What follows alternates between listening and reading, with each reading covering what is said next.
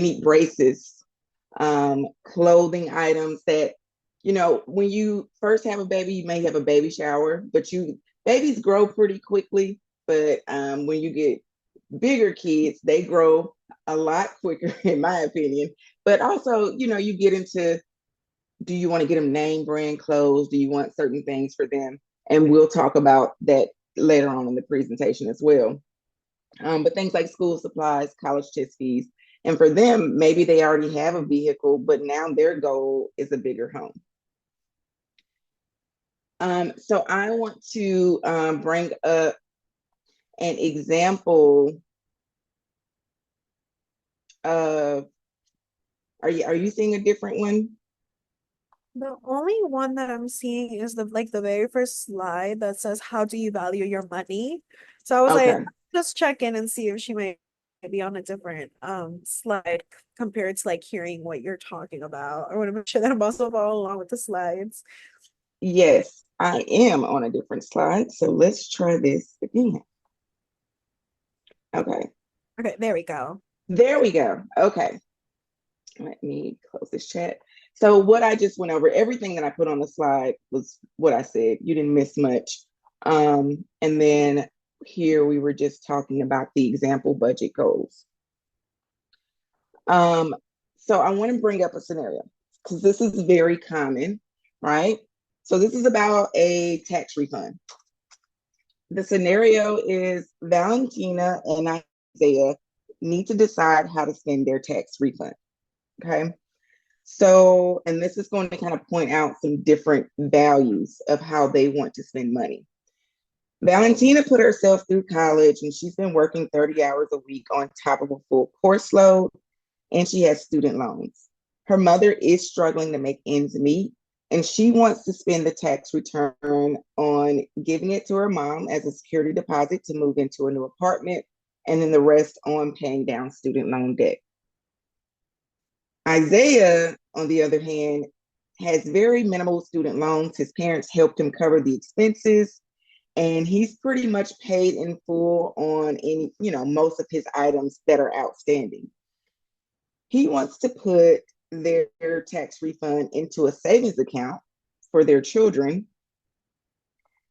and he wants to use the rest to take the family on vacation because he wants to spend quality time with his family. So neither one is really wrong, right? It just depends on your relationship. How close are you with your parents? Do you feel that it's your obligation to help your parents as they get older? And that'll come from cultural differences, and just kind of how you were raised. And then how important is it for you to get out of debt with student loans? Or how important is it for you to spend time with your family? And those are things you want to think about when you're thinking about your money values. And it's not something that's just going to pop in your head. There's pros and cons to both, right? Because if you give your mom the money for her apartment, if she's already struggling to make ends meet, she may not be able to continue to pay for that apartment. So that may not be the best investment. But then on the other side of that, a vacation is a one-time expense, whereas you could probably use that for something else. So when you're thinking of um, goals and values, keep all of those things in mind. One of the things that you have to also remember is your values will conflict with others, and that can be friends, it could be people you're in a relationship with, it could even be family.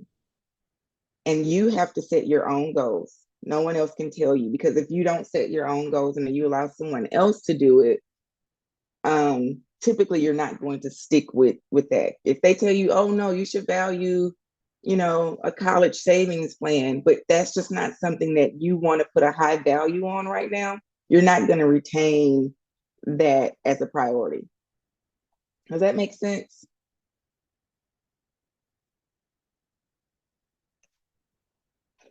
I'm gonna take the silence as yes. I know you guys are I know you guys are busy. Perfect. And it's only because I'm in full screen, I can't see your chat. But also your values are going to change, right? So newborn mom values are very like, I have to make sure I get daycare so I can go to work, or I have to make sure I get diapers, which that is an expense in itself. And we're going to talk about that in the budget session. But then, when your child is older, it's going to shift a little bit. So it's going to change over time. They should not be static, but how you treat them will be, if that makes sense. And I'll explain that a little bit more in depth. So here is how your values are going to shape your goals. Okay, so your long-term money goals. And I asked you to write down a goal last week, and we'll discuss that at the end of the class, and how we're going to take that to the next step for the next session. So your values may change your prioritization of expenses, right? So if you value financial security, you want to pay off debt, you want to put up savings. But on the other side, if you value experiencing life because life is short and you just want to enjoy it, you may spend more time and set your goals towards travel, hobbies, going out, and there's a balance to all of these things. Also, your approach to savings. Some people want to save now, and then others want to save kind of for down the line.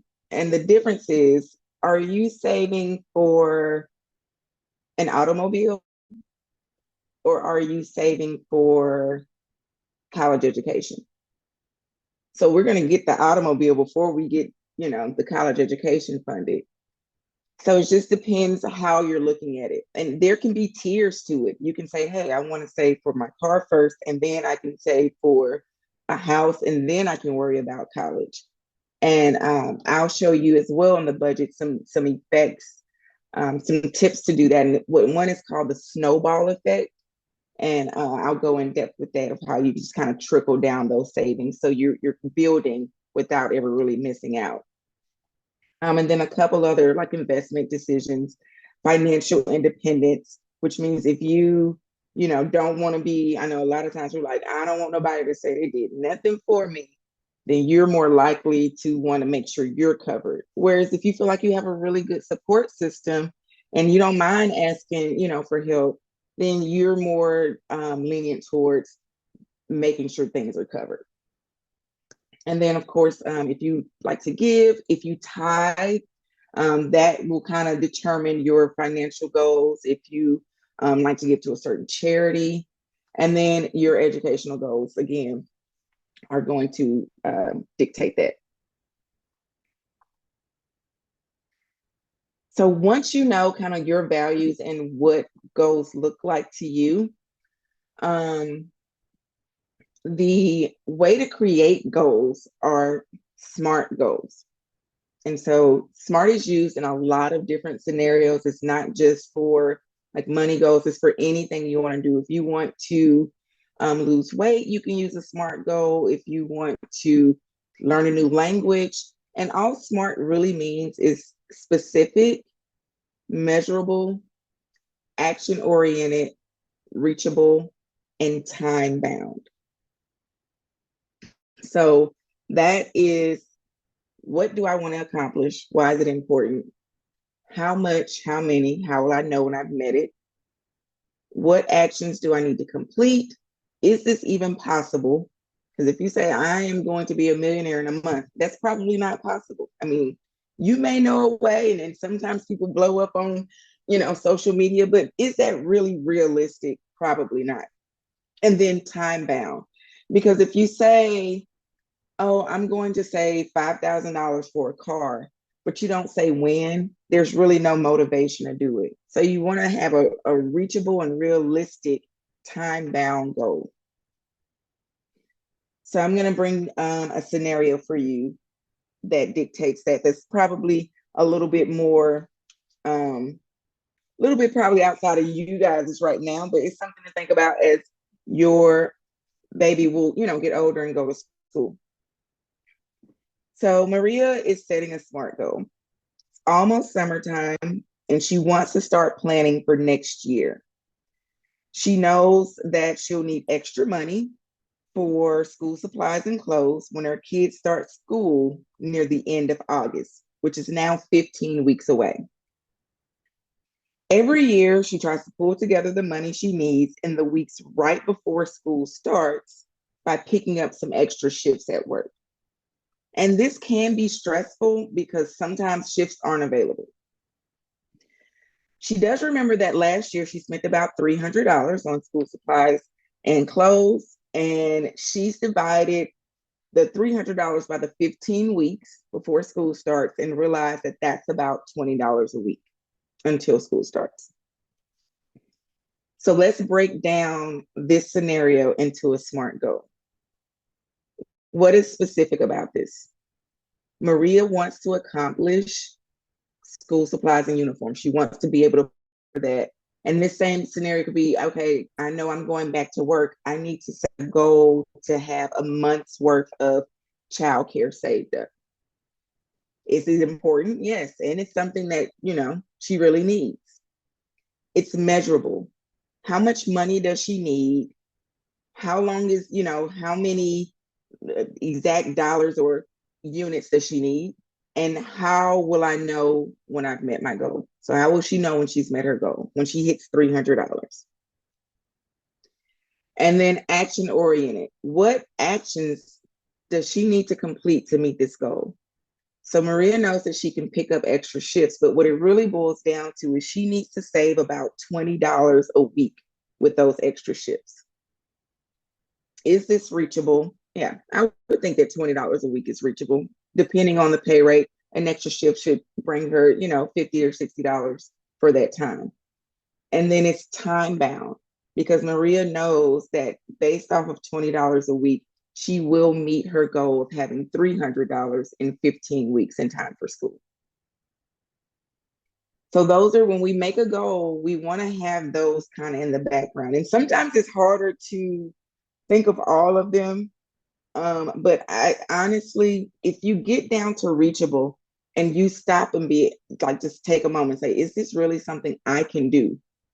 If it's not reachable, that doesn't mean it's a bad goal. That just means that maybe we need to move around some other pieces. Maybe instead of saying I'm going to save for a month of childcare, I'm just going to try to save for 2 weeks, just enough to I can get back to work and get my first check. So then that may be a little bit more reachable for you than a full month. And I saw something came up in the chat, so I just want to check that. See if I missed anything. Yes, that's also a good way to look at SMART.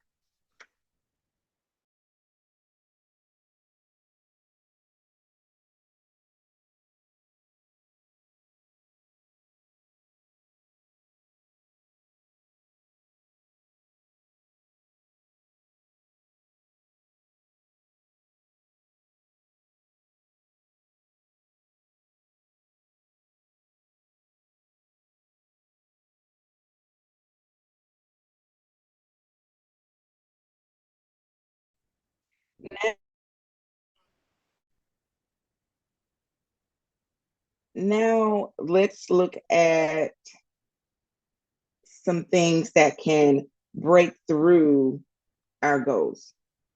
So we've already set up a goal. We have something in mind. We're going to save just enough to get us, childcare started for the first 2 weeks, or we have enough where we know we can afford diapers for 3 months, whatever the goal is, we've set it up. Here's some things that can impact your financial choices and mess with your SMART goals. And these are external influences. All right. So external influences can be things like social media. We all know we get on social media, we see people and we're like, man, they have everything. And that's usually a facade. Sometimes it's not, but usually it's not, everything that you see is not real. Advertisement. So think about how you are sitting at home, you're really not that hungry, but all of a sudden you see your favorite fast food restaurant or your favorite, casual dining restaurant. You're like, man, really want some long, and you weren't even really thinking about it, or you were probably going to cook, but now you've seen something and now you're going to go spend money.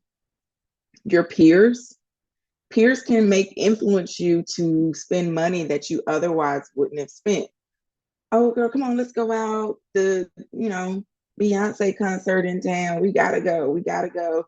We can now you've saved up money for your car, and technically, you have it, but you're spending it on something that wasn't your goal. And that's another reason why I said smart goals, you have to make your own and you have to keep them to yourself. So just be mindful when you start saving money and you start, I'm not going to say don't share, but sometimes you have to keep things close to you. Sometimes you don't want to tell, your significant other or your friends, and not to be secretive, but because peers, people will influence you to do things that maybe you weren't even thinking about. Generational influence. So remember, Valentina wants to spend the money to help her mom get into an apartment. She's weighing that that's an external influence that's now causing her to rethink her smart goals. And then emotions. Yes, they don't. Not every, some people, some people will say budgeting is not, oh, you don't need that. It's not this serious. You'll be all right. My mama never budgeted. I don't never budget. I just, when it come in, it go out. And that's okay. Everybody has a different method to their madness, but it never works out in the long run when you don't try to plan for your money. I always say to everyone, tell your money where it's going to go. Otherwise, it's going to tell you where it's going. And that means if you don't say, okay, you know what, I have to put $50 in savings, that $50 is going to just drift off. It's kind of like when you have $100 bill and you break it, now you don't have nothing. It's gone. Once you break it, it's gone. And then emotions. Emotions are a big influence on how we spend money. And that is both internal and external. Think about how you are fine and cool, and then somebody really tick you off. And now you go and say, I'm going to take myself out to dinner. I'm going to buy me this. Or I really don't, need this job. She didn't cuss me out. I'm a quit. And I'm not gonna say y'all done it because it's me. I've been the one. I used to be a hothead. But those things, when you let something else from the outside dictate how you feel, it will cause you to make decisions that mess with your whole goal. And sometimes you got to just stay down to come up. So I am going to give you a few tips. Before I do that, let me just make sure I don't miss nothing. A few tips about how to overcome external influences. Okay. So R. R is for recognize. Recognize tactics that are used to influence how you spend money. Recognize advertisements, and influencers. When they give you that need to, oh, you got to get this new. I'm like right now, I'm on TikTok. Everything I see is about this little Dyson imitating vacuum cleaner. It's so nice, and you can swivel it, and it does this, and it's just $7.99, and you got to get it right now because it's only going to be on sale for a day. And I already have a vacuum cleaner. There's no reason I need that vacuum cleaner, but I want it. Like I really do. Be able to look at that. Be able to say, Bath and Body Works, they have a semi-annual sale, I feel like 6 times a year. If it's semi-annual, it should only be twice. But they have a sale on and on and on. So just make sure when you're buying something, you're not buying it because you've been pressured off of something that's not even realistic. N is for notice. Notice when you're tempted. Okay, so start paying attention to when and where you feel like making impulse purchases. Very common thing is in the grocery store. So when you go to check out, they have all the candy, all the magazines, all the gum, things that you really weren't even going to buy, but now it's here, and oh, now I really want this candy bar all of a sudden, where you didn't before. And it's designed to be that way. That's another trick of marketers and advertising. They put that up front intentionally because you're waiting in line, you don't have nothing else to do but kind of look around. So kind of notice when you feel tempted. Sometimes you may feel the most tempted when you have the least amount of money. It's like, you know what? It's not gonna make a difference. I don't have enough to pay the $100 bill anyway. I might as well use my last $50 on some crab legs. And I love crab legs, so that's my own vice. But like there's gonna be things that you notice. And once you notice what triggers you, then you can get ahead of it. Like you have, and you know what? Every time I feel like I'm down to my last dollar, I do this. Instead of doing that, I'm going to do this. And it doesn't mean directly, okay, well, I only have 50, I don't spend anything. But maybe I only have 50. I'm still going to put $40 on my light bill, and I'm going to take 10 to, buy myself a nice meal, whatever. I can't even say nice, but $10 don't get you much these days. But you get my idea. You want to kind of break it, because over time you'll get to the point where you're not even worried about it. And it really does benefit you more, even if, because I hear this a lot, if I don't have a whole bill, it's no point in paying it. It is. And when we do the budgeting, I'll show you why, because that trickle down effect does matter in the long run, and you'll see it. S is for set up for success. So you want to set yourself up for success by, controlling the things that influence you. Every time you go on social media, is there a particular person, friend, family member, something that you just feel like, man, they always seem to got something. They always seem to be doing something. Is that causing you issues? If so, remove them from your feed. If there is a ton of emails you get from Bath and Body Works, Sheen, Coach, Michael Kors, all of those places will email you 10 times a day. Unsubscribe, because when you truly need, some clothes, you'll go where you want to go to get them. And when you truly want to get some nice things to pamper yourself, some lotions or some perfume, you'll know where to go. You don't need to see that every day, because that creates a lot of situations for downfalls. And then use a list.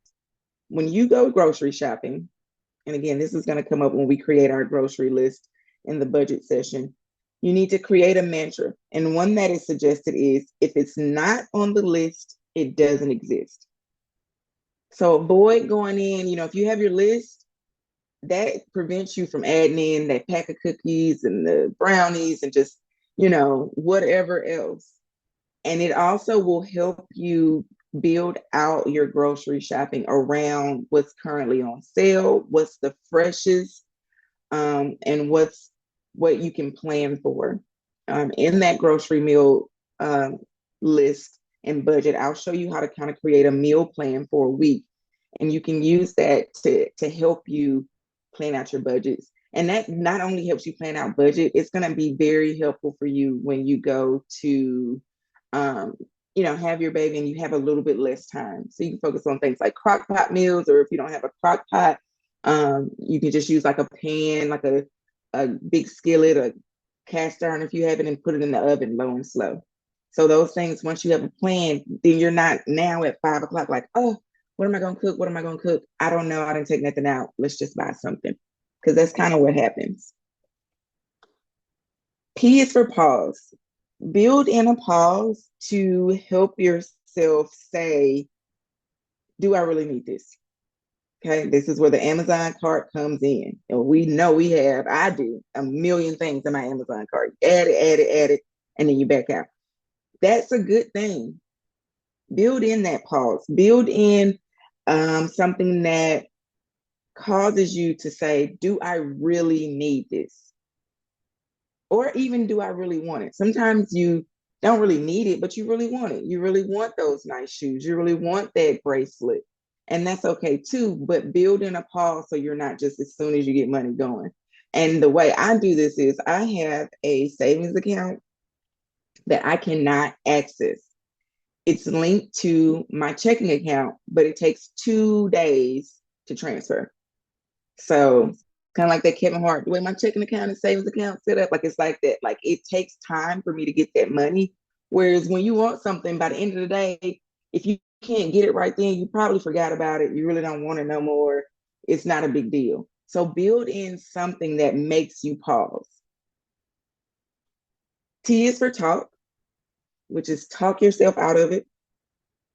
Is this in my plan? Does it help me reach my goals? If it isn't, can I plan for this expense down the line by creating a goal? If I spend this money now, will it affect my ability to achieve my goals? If I buy this today, am I going to have an issue next week paying for something else that I actually do need? So talk yourself out of it.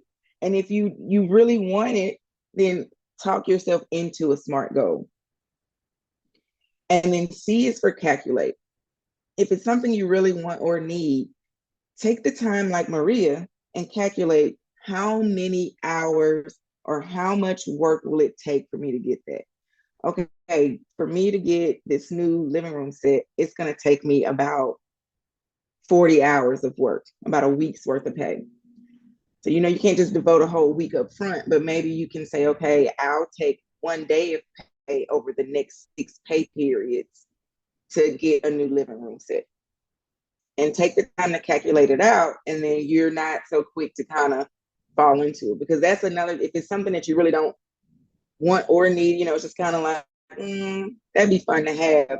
Once you see, oh man, it's going to take me 10 hours of work, you may not really want it anymore. You may say, never mind, it's not that serious. I'm going to check the chats real quick. Make sure. Okay, perfect. It's Miss T. And that really, because I do want to be mindful, I know that you guys also have things to do. And I want to take a moment to just give you kind of like some homework for that goal that you wrote down. And we are going to share that when we get to the budgeting session. If you're open to sharing it with the class. If not, that's okay. You can just kind of keep it on your budget tracker that was given to you in the planner. But create a SMART goal based on the one goal we already discussed today. So the goal that you have. We'll use this in your budget later in the class. So make sure that your goal, so let's say you said, I wanted to create a goal to get a car. Let's create a SMART goal that says, I want to get an automobile. It's going to take me 18 months to save for it. I can save for it by budgeting or saving 4 hours of work from each paycheck for the next year and a half.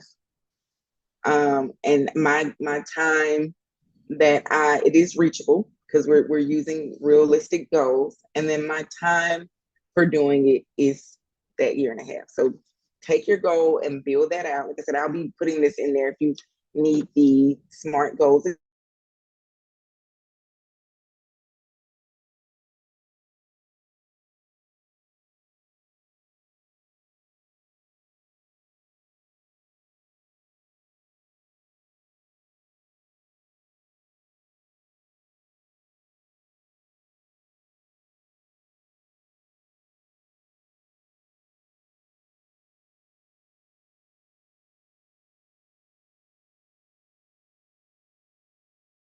To talk, I will pull up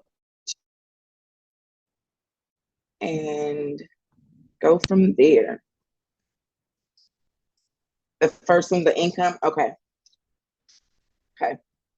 So we'll do that. And a lot of times people have questions about what that pay stub means, all the money that's coming out, and then also am I saving enough, am I withholding enough versus not? Sometimes you'll hear, oh, just file exempt. That's not always the best case.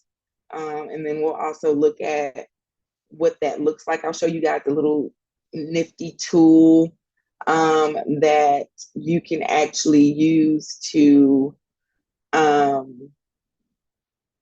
on the IRS website and see, it gives you an estimate of what your tax return looks like based on how much you make and things like that.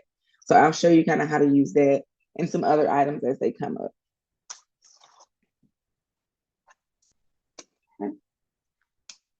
But other than that, I wish you ladies a very, very great week. Yeah, definitely ask questions. Definitely feel free. And Jordan, I know you are probably just like, I'm just trying to make it. So if you don't want, if you want to chat in the Google Classroom, that is definitely okay. And then, you know, if I don't hear from you around next week, I'll assume that, you know, God bless you, went into the process of bringing the baby here. And I'll just kind of recap and I'll upload that as well to the Google Classroom. And you can just check that out, you know, whenever you get a chance.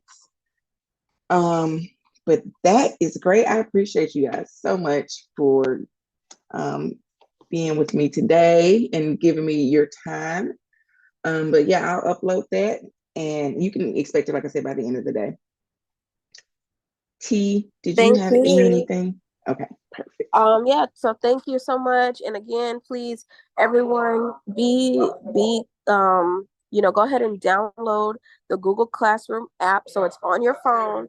And I want you all to be active on the app. Just go to the announcement space and interact with what the facilitators have asked, interact with Mama Kai has asked, and also do your homework for what Brittnee has asked, because that engagement is a huge part of your participation in this work. So if you didn't get a chance to see the full times today, please review the recording. Same thing for last week. Review the recordings. They're uploaded. So I will upload this one by the end of today.